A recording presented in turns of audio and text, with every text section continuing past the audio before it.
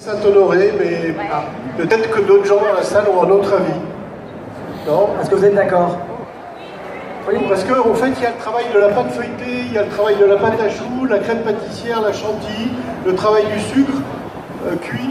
Je trouve, le Saint-Honoré, c'est pas mal. Après, je suis sûr qu'on peut avoir si vous interrogez un autre pâtissier, il vous donnera un autre avis, mais Saint-Honoré, c'est pas mal comme représentation des savoir-faire.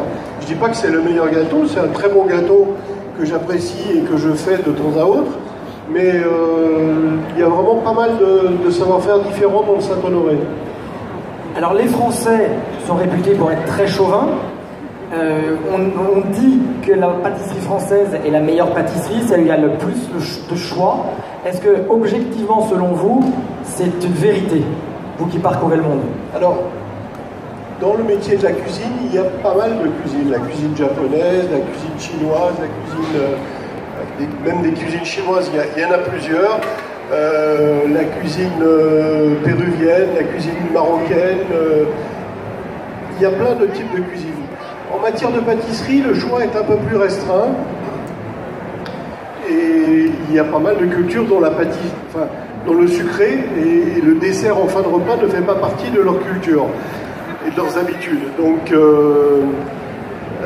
j'ai l'impression qu'il y a une vraie prépondérance du savoir-faire français. Lorsqu'on parcourt le monde, dans les restaurants, dans les hôtels, ce qu'on voit le plus, c'est des pâtissiers qui travaillent avec les savoir-faire français. Alors bien sûr, avec des interprétations, avec des diversités, avec une richesse qui est formidable, mais j'ai l'impression, et je suis prêt à écouter un contradicteur, que le savoir-faire de la pâtisserie française, c'est vraiment celui qui rayonne à travers le monde. Alors en parlant de savoir... D'une envie. L'envie, elle est déclenchée par plusieurs facteurs. Très souvent, et principalement, c'est un ingrédient, mais ça peut être aussi une image, une photo, une discussion avec quelqu'un, une lecture. Il y a vraiment beaucoup de sources d'inspiration, mais principalement, c'est les ingrédients. Mais quand je vous parle d'une discussion, il y a quelques années, je discute avec une amie libanaise qui me dit qu'elle avait mangé des loukoums glacés, je ne sais où. Moi, je dis, c'est pas mal les loukoums glacés.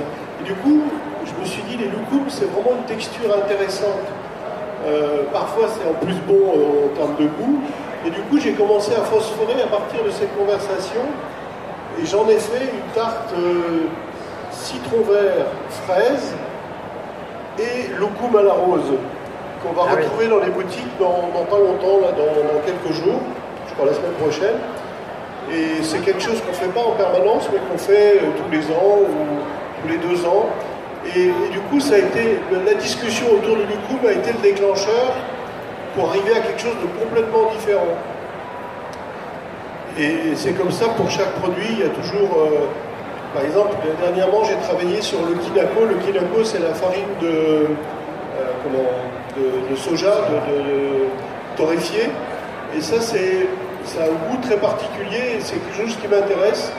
Donc j'ai fait un essai de macaron, qui pour l'instant n'est pas tout à fait satisfaisant, mais j'essaye d'aller sur une association de saveurs avec le kinako. Et tout se passe dans votre tête, où il y a une phase d'écriture, une phase... C'est d'abord une projection purement intellectuelle, et ensuite j'ai besoin d'écrire les choses pour établir une recette précise qui me permet aussi de transmettre et d'échanger avec les 3 pâtissiers qui travaillent avec moi sur la mise au point des produits. Je passe aussi par le dessin. Le dessin me permet de donner une dimension au produit et d'établir les différentes proportions entre les éléments d'un produit. Et d'aussi loin on remonte vos souvenirs, quel est le premier gâteau que vous avez tout seul confectionné? Alors peut-être que c'était chez votre père? Non, je crois que c'était... chez mon père, j'ai essayé de reproduire ce que j'apprenais chez mon autre. quand je rentrais le week-end en Alsace, j'essayais de reproduire et de lui faire voir, de partager avec lui ce que j'apprenais. Et ça a été Vous inversiez les rôles. Ça a été de jolis moments parce que il était intéressé, il me laissait faire, et du coup il a mis en place des recettes que je faisais chez le nôtre, il les a mis en place dans sa boutique. Et non, je pense que j'ai commencé à créer des choses à l'époque de mon service militaire, parce que j'étais pâtissier, le ministre de la Défense. Pâte, partage, d'accord. A, passion. A comme... Non. Apprends. Architecture de goût. Je ne vais pas vous faire toutes les lettres. En parlant d'architecture, vous m'ouvrez aussi la porte. Ce matin, vous nous avez dit, si jamais je n'avais pas été pâtissier, même si vous êtes tombé dedans petit, vous seriez vu architecte, et il y a une raison. En fait, je reviens un tout petit peu en arrière.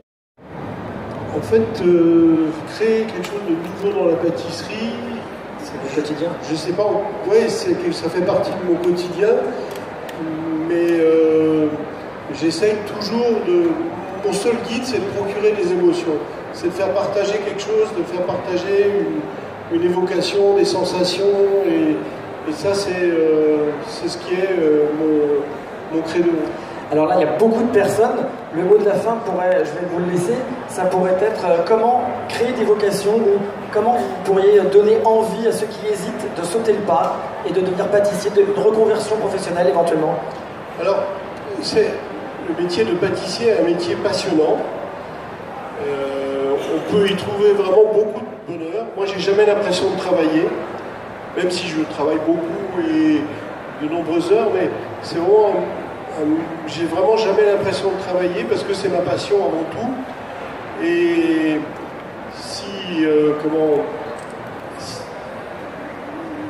je peux vous donner un conseil, c'est il faut être passionné, mais aussi il faut être patient. Ça commence par un P aussi, mais il faut être patient parce que tous les métiers artisanaux demandent du temps pour assimiler les savoir-faire. Alors il y a des gens qui vont plus ou moins vite, mais c'est super important d'être patient et d'écouter, d'être curieux, de non seulement connaître les techniques, mais connaître beaucoup les ingrédients, s'attacher aux détails. Et souvent je dis aux jeunes pâtissiers, il faut aborder votre métier comme quand vous abordez des études. Ça veut dire, il y a une partie pratique que vous faites à l'école ou chez votre maître d'apprentissage. Ensuite, le soir, il faut bûcher, il faut chercher, il faut connaître l'histoire des ingrédients, d'où viennent les ingrédients, connaître le métier, les gens qui font le métier, être curieux, aller voir ailleurs chez les autres pâtissiers ce qu'ils font. Et il faut être patient, il faut apprendre, ça prend du temps. Très bien, je vous remercie infiniment. J'ai eu beaucoup d'invités.